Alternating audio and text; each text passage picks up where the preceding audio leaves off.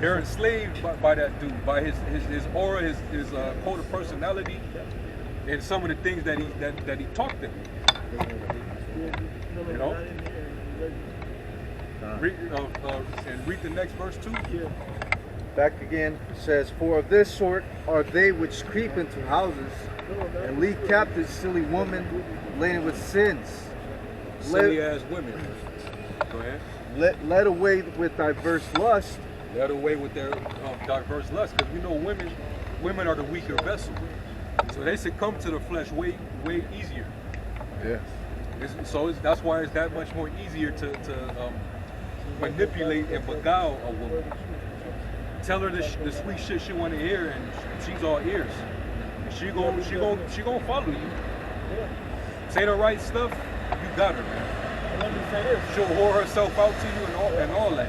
Just like these women, these groupies, they do for their favorite celebrities and entertainers that they worship.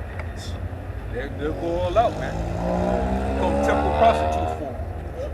Even the pastors in them churches, man. That's the Same energy, same thing. And this is one of their biggest weekends in the church. That's funny because we were They talking have about 4 services. Right? But the word captive and captivate go together. They come from the same root word. This brother had a few things on it. Darn, when you look up the word in the blue letter, led captive, is G 162. And it says to make captive, to take captive, or capture. To lead captive. Then when you look at the word just on Google, it says to attract and hold the interest and attention of, to charm. To bewitch. Yeah, and it says to bewitch as well. To bewitch, to enchant. It says to enchant and No, I wasn't. And you could tell that nigga was all into enchantments. The type of vibration, the type of shit he got the motherfuckers on, man. Like I saw the news segment when they was covering him being his arrest or whatever, and they was all speaking up for the dude, and you could see the dude that was talking. It was like there was no spirit there. It was like he was just dry in the eyes, bro. I was like, what the fuck? What kind of shit is this? They holding up. And then they holding up. And they holding up the 3 6s. Yeah. Right. Yeah. Covering one eye. One eye. And then there was another one where they was in stance and they was doing the Vesica Pisces, the upside down pyramid or triangle. I was like, what the? Come on. Jake is bugged out, man. Jake is bugged the hell out, man. They're going. Caught up in all the energy, man. Yeah. That's black culture. That's Christian church. All of that shit. All that shit, man. And it take a miracle to come out of some shit like that, man. Most High gotta want you. Yeah. To punish you harder or to bring you out of it. You know? Your brother went into the synonyms of captive or captivate. Man, I mean, look at these words. It says to lure, or to ensnare, to hypnotize, to mesmerize, spellbind, seduce, to bewitch, seducing spirits, entrant or enchant, entrance, probably one of them. Charismatic, yeah. Fascinating. This is the type of shit that people look for when somebody has a code of personality and they have a lot of charisma. People get drawn to that over the actual person. Yeah, over what, like that, and the quality of what they're really saying to. Exactly. Like a lot of people flock to Nate because he's very theatrical. Yeah. You know, he knows how to exaggerate when he speaks. That Shakespearean, you know. He put his deeds on, everything that he say. Yeah. You know. Let's go on. With all that extra. Ain't no microchips. It's Jews. They be like, they swept down. He's a man of the Lord, man. Like, oh man, he got that brother. And then you creased out. The colors get to you too. The colors can be an enchantment. They look upon that and think that's heavenly, and they don't know what we don't know what heavenly garments look like, but they don't look like that purple and gold shit that they got on. Right. And the color purple was a special color, especially among Jake. Jake vibrate with colors and fabrics and textures, right? But that color purple is tough. Red and purple are the two hardest colors to get. Very They're royal. not really in nature. Yeah. I mean, you know, like that. But it's hard But to get something in natural fabric like that. You have to use all kinds of flowers. Then they have a special dye in the ancient world that they use that to Expensive. Very yeah. expensive. It was so rare. Yeah. So that's what I meant. It's not that it's rare, so it was expensive to get. So them coming with that color, it already make you feel like there's something special about it. Yeah, I have a quick brief because the same thing that we're talking about, hey, Jake did that in the time of Samuel. You know? Oh, yeah. Quick. I got We gotta finish that next verse. Yeah. Yeah. We'll go back around to that. But I want you to read the 7th verse too, because in the 6th verse it's talking about women laden with iniquity, right, or sin, led of diverse lusts. But then the following verse it says, ever learning. Go ahead. Yeah, back in 2 Timothy 3:7, it says, ever learning and never able to come to the knowledge of the truth. Meaning these women, because they easily get seduced by knowledge, knowledge that they never heard before, it intrigues them. So they get so thirsty for it. Like they want to hear more and more, and they keep tickling their ears, so to speak. yeah. You know, and women, they get captivated by that, man. So that's why you will more than likely see women flocking to those type of individuals. If he's a character, he has a close personality, he's a good orator, he has a way of speaking to you. What's the nigga name?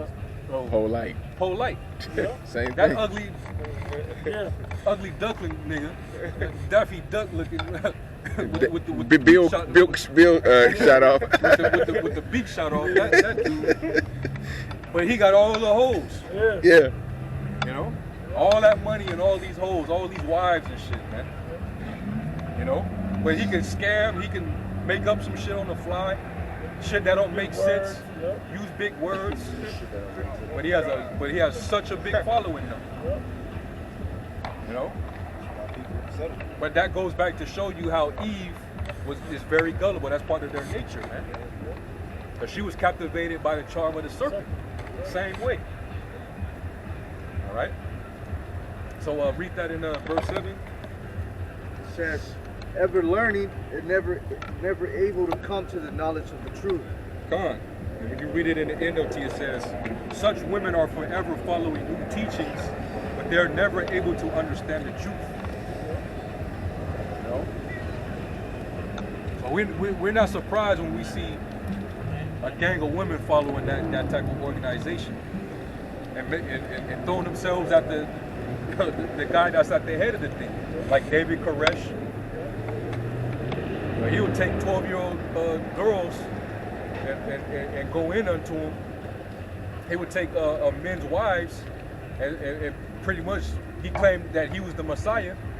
So they would just give all their possessions up over at his feet. Like he's the Lord. Basically, you're finna hand over your wife to him because you think he's so divine. That's what they were doing. Yeah. And it's funny that the thing with Jim Jones, it was a very similar situation. And it was before that, but it was a very similar situation. And the men that were there, that was like, wait, this shit ain't right. And a lot of the men escaped. That's who mainly it was that escaped right before they drank the Kool-Aid. It was literally Kool-Aid. Yeah. I thought it was a joke. It was literally Kool-Aid. It was poison. Now, real quick, before we head over to that in Samuel, when you read the next chapter over, this is 2 Timothy 4, verse 2, and this is in the NLT. 2 Timothy 4, and verse 3, it says, for the time is coming when people will no longer listen to sound and wholesome teaching. They will follow their own desires, like we just read in the 3rd chapter, women laden with sin, led after diverse lust. It says, for the time is coming when people will no longer listen to sound and wholesome teaching. They will follow their own desires and will look for teachers who will tell them whatever their itching ears want to hear. Yeah. Yeah. Keeping themselves, I think KDP said, Teachers having itching ears. They would be turned away from the truth, would be turned unto fables, myths. That's what you see happening with Jake, man. Right? All these different men, these characters, these are all seducing spirits that work for the Most High on the left-hand side. All right, the Lord got them set up in a position to lead away those who the Lord never chose. That's why you have a lot of people flocking. And all these different dudes who are popular and they got such a big following, that's how you know that's the wide gate. Yeah. The Lord ain't dealing with them, man. All right? If the word ain't gathering you, it's not of Yahweh Shem Shai. Exactly. The Lord said, the sheep hear my voice and follow me. They're not going to listen to the voice of strangers. I got a quick verse. What you saying? Second Ezra chapter 9, I'm going to go straight to the point. Verse 15 said, I have said before and now do speak, and will speak it also hereafter, that there be many more of them which perish than of them which shall be saved. Yeah. That's why with us, we're not on that numbers thing.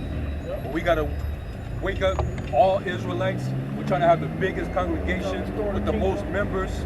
Or we gotta have multiple schools all throughout Babylon and all throughout the world. Neighborhoods. We're not on that. Because we understand that the Lord only has a remnant.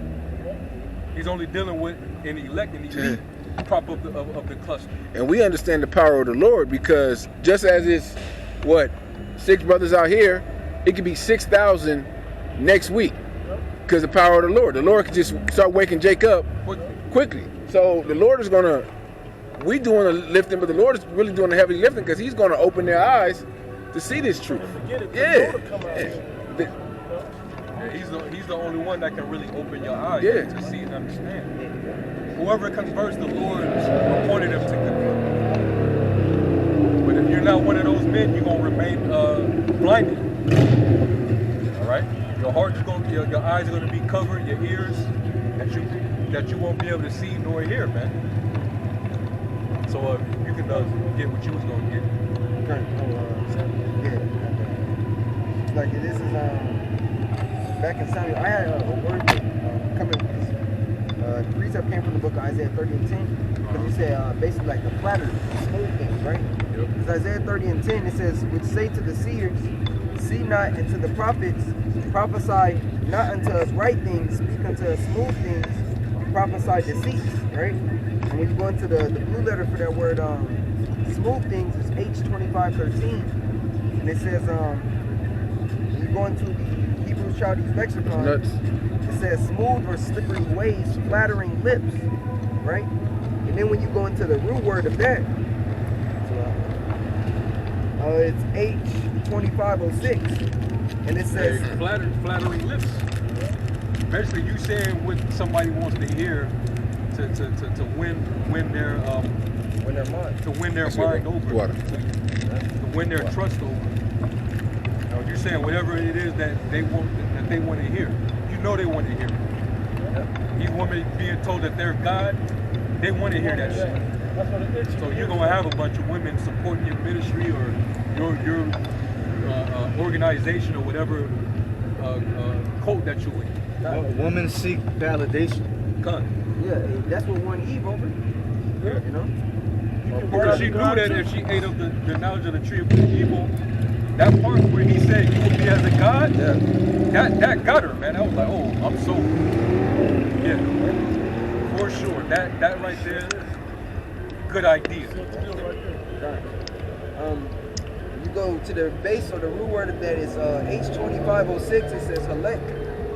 It says smoothness, seductiveness, or flattery. Then when you go into the Hebrew Chaldean lexicon for it, it says smoothness. It says example of thou worshipest idols. You know? Giving our people giving them false assurance of peace and prosperity. That's smooth words. Saying peace when there is no peace. That's smooth words right there. And they're doing that today and every other day, every Sunday in these churches. Now the scripture in 1 Samuel was 1 Samuel 16 and 7. It says, "But the Lord Yahweh said unto Samuel, look not on his countenance or on the height of his stature, because because I refused him,